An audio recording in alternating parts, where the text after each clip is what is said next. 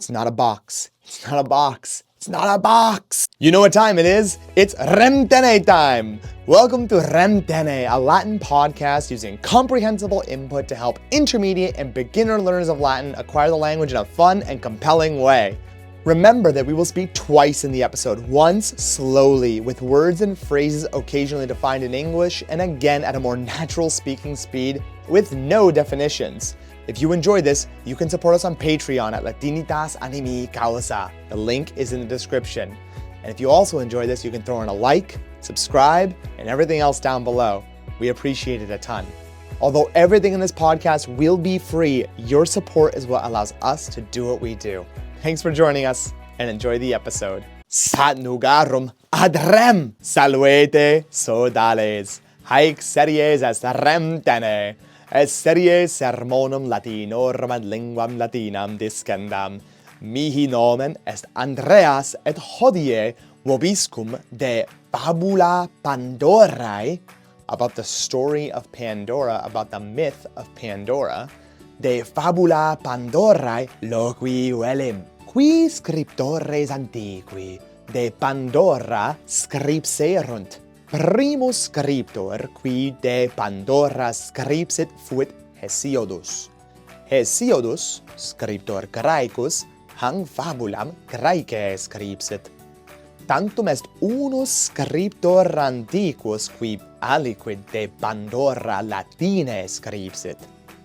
Nomen huic scriptori est Gaius Julius Hyginus. Fabulam de origine Pandorae, quam Hyginus scripsit, narrabimus, et fabulam de Vaseus, about her jar, de Vaseus, quam scripsit Hesiodus, narrabimus. Bene, ad fabulam! Prometheus Titanus fuit, et primos viros ex luto, from mud. Ex luto finxit, created, made. Finxit. Jupiter, rex deorum, vulcanum, deum fabricandi, the god of smithing, the god of crafting. Deum fabricandi, usit, ordered, told, usit, primam feminam facere. Vulcanus, primam feminam finxit. Minerva eid animam dedit, gave her the breath of life, gave her a soul, gave her life. Animam dedit. Omnes di et deae, huic novae feminae dona dederunt. Hanc ob causam, for this reason, because of this reason, hanc ob causam nomen ei Pandora fuit. Pandora est vocabulum Graecum, quod significat omnia dona. Pandora quoque vas habuit. In hoc vasse omnia mala, evils, bad things, mala insunt, sed ea hoc nescit. Jupiter Pandoram epimeteo, fratri Prometei, in conjugium dat, gives into marriage.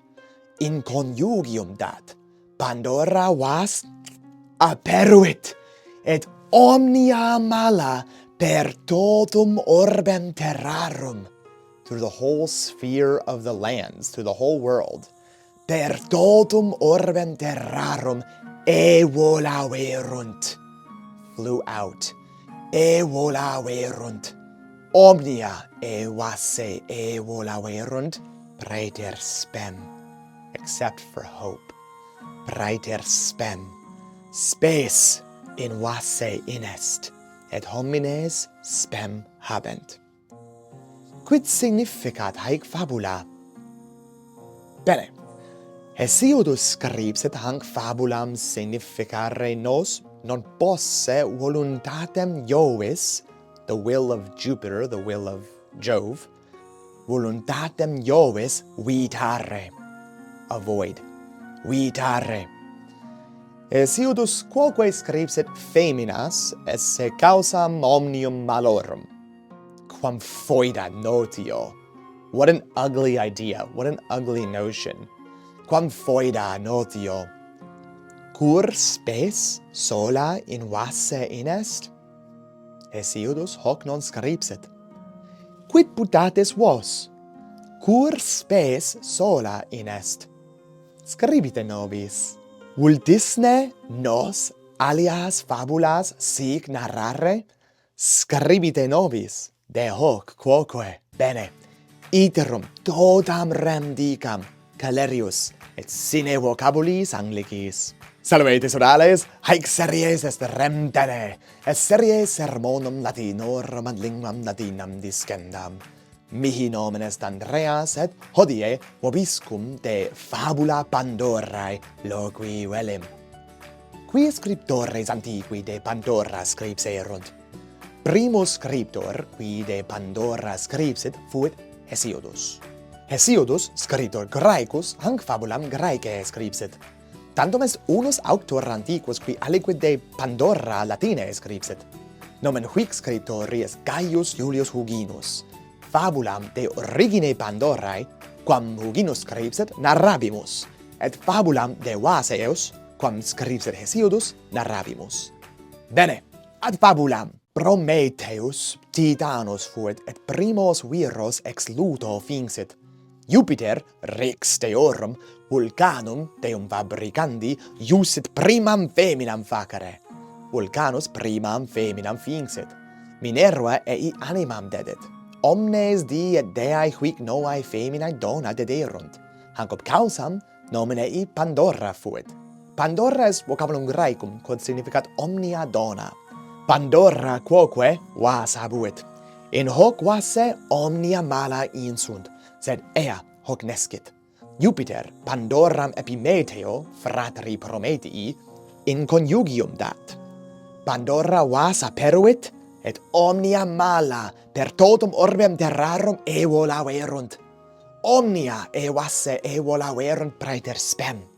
Spes in vasse inest, et homines spem habent. Quid significat haec fabula? Bene.